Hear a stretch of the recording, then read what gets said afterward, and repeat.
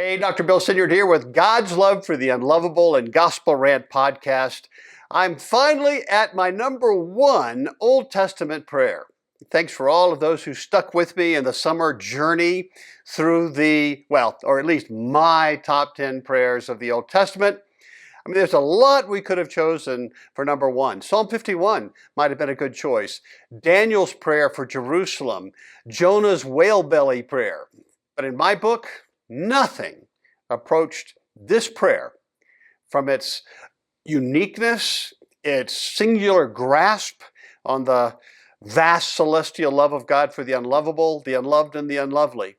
And FYI, as far as I know, this prayer is on no one else's list of the top 5 or top 10 or top 20 or even top 50 prayers. That, in my opinion, will say a lot about the state of Christianity today. I hope you'll agree.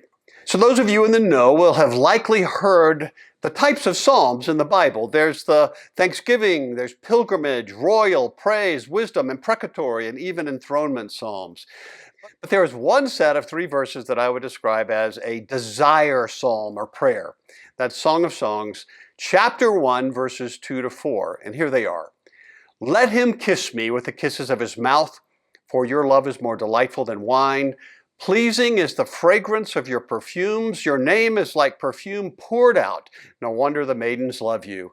Take me away with you. Let us hurry. Let the king bring me into his chambers. We rejoice and delight in you. We will praise your love more than wine. How right they are to adore you. Well, all right. Surprise is up. We're going to dig in deep. Welcome to God's Love for the Unlovable and Gospel Rant podcast.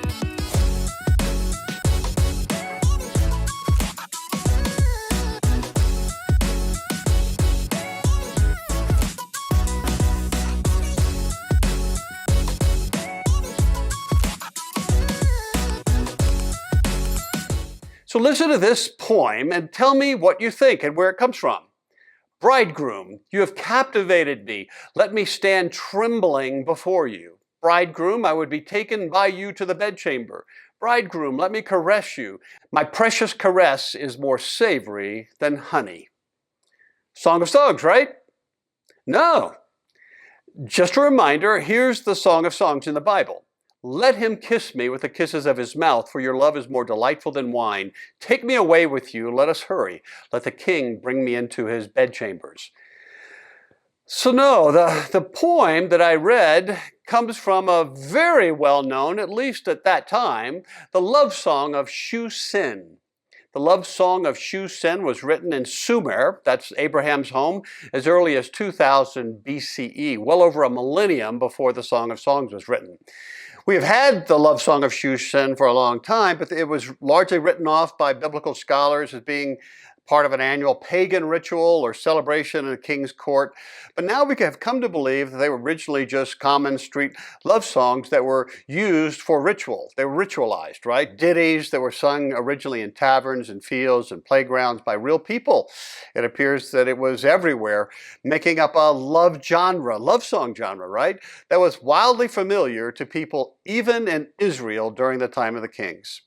So for fun, let's put ourselves in the sandals of a young person in Israel, 8th century BCE. Think of that person as a young, anxious teen living in Israel just before the Assyrians came and destroyed it all. Girls would get betrothed and married when they were only 12 to 14, just after their first period. So if you're that young girl, and as you look at your reflection, you may struggle to see what kind of woman could possibly evolve from your thin, spindly body. You're just beginning to grow taller and adding curves where curves should be.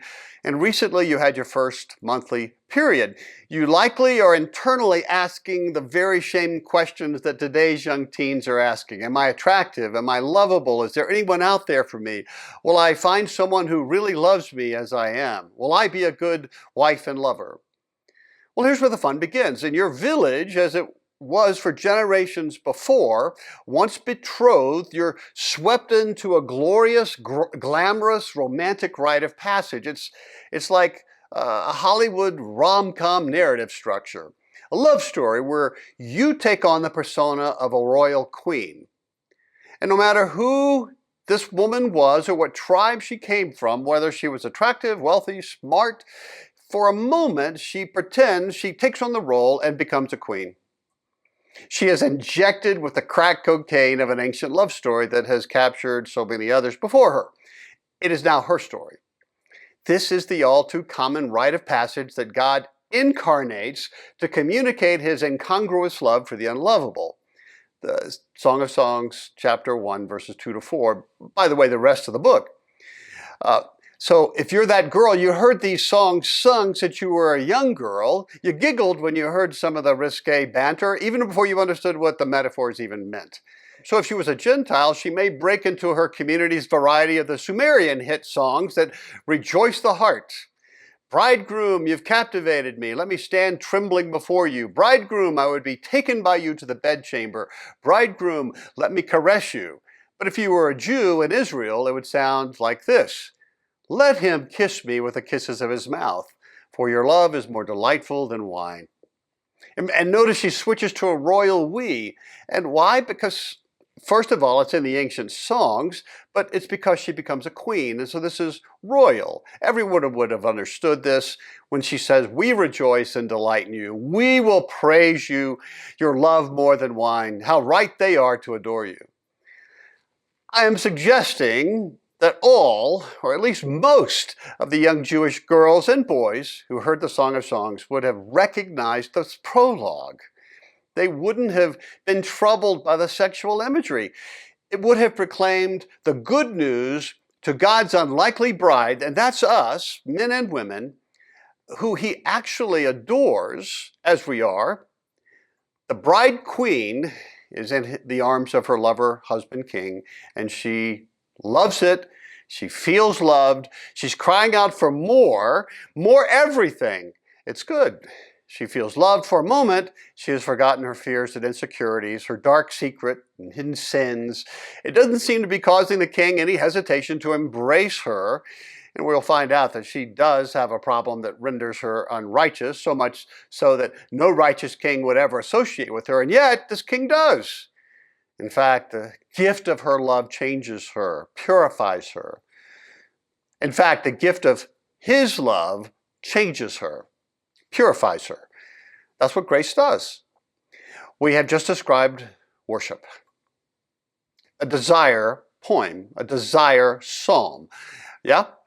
The rightful glorious king of all creation loves you so much that he intentionally went, found and incarnated popular, very familiar love ballads sung by generations of actual girls and boys in villages and tribes scattered from the Tigris and Euphrates River Valley, Anatolia, modern Turkey, the region of Judea, all the way to Egypt and beyond. His choruses would sound familiar, but be far better, imbued with the power of the gospel. The songs not only express the true love for the unlovable, but the unlovable are made to feel loved again. The world just sucks that out of us. This is part of the good news of the gospel. That's why I picked this as number one. If you think about it, it makes so much sense that God would use a genre that was so familiar to regular people. And why? He didn't want the message to be missed or absconded by the theologians or the educated elite or the wealthy. Now, to be clear, I am suggesting that God began with mere rough bawdy street ditties, earthy rhythmic strains that one might hear in bars and workers in the fields. But what God does with the genre is magical, spiritual. The portrait of love he paints is nothing like anything that has been there before. And here's the point. When God sung these songs into canon, into the Bible, everyone then knew the tune. They knew the imagery. They knew the point. God was speaking his heart for his surprised, fearful, and unlikely bride who had a reputation of looking for gross counterfeits anywhere and everywhere. That's us when Jesus finds us. Slaves in Egypt might have heard that there was a holy God who loved slaves. Let him kiss me with the kisses of his mouth. For your love is more delightful than wine. Pleasing is the fragrance of your perfumes. Your name is like a perfume poured out. No wonder maidens love you. No wonder your children love you. Your people love you. Your bride loves you. Take me away with you. Let us hurry. Let the king bring me into his chambers. Do you sense the desire for more intimacy, more of an experience of the love of God? Why is all this there in the Bible? Look, keep the testimony of the Queen in your head as you listen to another email I found on the web from a single Christian woman, and you can see the need, all right? This is from her. Quote, I'm a 32-year-old single Christian woman, and I have exhausted all options for dealing with the agonizing loneliness of my life. I paid a Christian counselor for months to listen to my problems, but I never received the guidance or advice I desired, except a suggestion that perhaps I'm too hard on myself. I'm involved in two small groups, one which is a singles group. I participate in community service with Christians, and I attend and participate in church.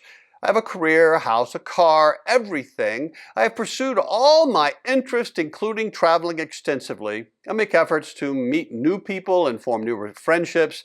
Still, I come home to an empty house every night, no matter how involved and social I am. And yes, I have had roommates in the past, but with negative consequences. I haven't been on a date for years, and I worry I must be a freak, though I know the dating pool of single men my age is very small in my church. I ask people what glaring character flaw is causing this suffering, but no one gives me an answer. I'm healthy, I dress well, and people say I'm attractive, so I know it's not a physical appearance problem. Despite all of my best efforts and my faith in Christ, I am directionless and lost. My self-esteem and courage are weakening. I don't know where to turn, and I feel increasingly discouraged and sometimes hopeless. All I can utter to God oftentimes is, why aren't you helping me? What else am I supposed to do? Do you have any new perspective on this? Close quote. She's not alone, and men too. So yeah, I do have a new perspective on this. So yeah, here's the thing. I suggest that over the last decades at least, our Christian message has shifted to truth that is still true, but comes across indifferent, uncaring, and seem to have little power or expectation of making real people who have to live in today's increasingly lonely and frightening world feel more loved and secure, and women and men together. Truth can be true and yet largely irrelevant, right? 2 plus 2 is 4, but what difference does that make to a teen who's had to live with an abusive parent or this poor woman? Jesus was always true and always relevant, right? Ask the woman at the well, ask the condemned prostitute, ask the rich young ruler, ask the woman whose son had died, ask the daughters of Lazarus, ask Lazarus. Yeah? Here's child psychologist Yuri Bronfenbrenner. Every child, every person, I would add, needs at least one adult who is irrationally crazy about him or her. Well, I've just put the gospel in modern language for Christian, but you may not have recognized it. If you're a Jesus follower, there is at least one person who is irrationally crazy about you. God? Jesus? The Holy Spirit? Is that relevant?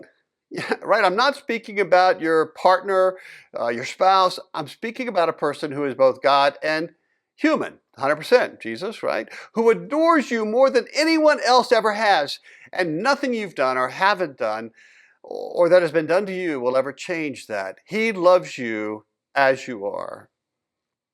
As much as the Father loves the Son and the Son loves the Father. Now, we may not be experiencing it as much as we would like, but Jesus purchased it for us, even with all of our flaws and issues.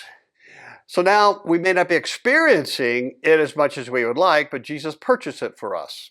And really, there's people, Christians here and out there who could hear this and desperately want to experience that. Maybe that's you.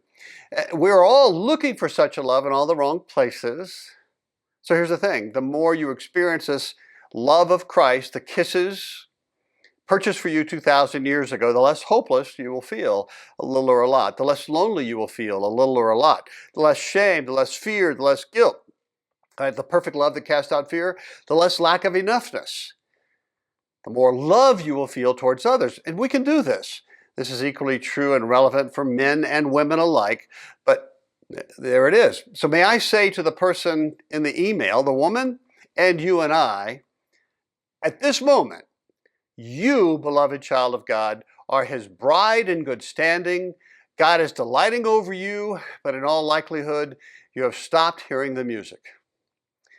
Where the queen says, keep on kissing me, you are only feeling what happened to the kisses. Is there something wrong with me? I don't know how all of this fits with your concept of God's love. I mean, can we use such human words as feelings and love and desire related to God? I mean, he's spirit, right? He's not driven by coarse human erotic burning, right?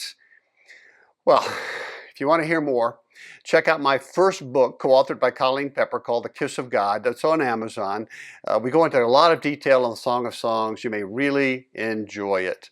So that brings me to the end of this series on the top 10 prayers of the Old Testament. Here they are again. Number 10, Psalm 62. Number 9, Moses' and Miriam's Song of Victory in Exodus 15. Number 8, Agur's prayer in Proverbs 30. Number 7, Psalm 51. Number 6, Exodus 33, Moses' Take Me prayer. Number 5 is Hannah in 1 Samuel. Number 4 is Solomon's dedication of the temple. Number 3 is Psalm 88. Number 2 is Job's repentance in chapter 42. And finally, number 1, the Song of Songs, chapter 1, verses 2 to 4. Oh, I've got a new series coming up that I'm so excited about. It's called Vagabond Diaries.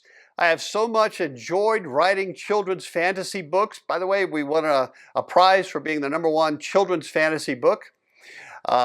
We got great feedback from adults as well on the stories. So I wondered what it would be like to write fresh, creative short stories on biblical characters, principles, teachings that would help us today hear them afresh.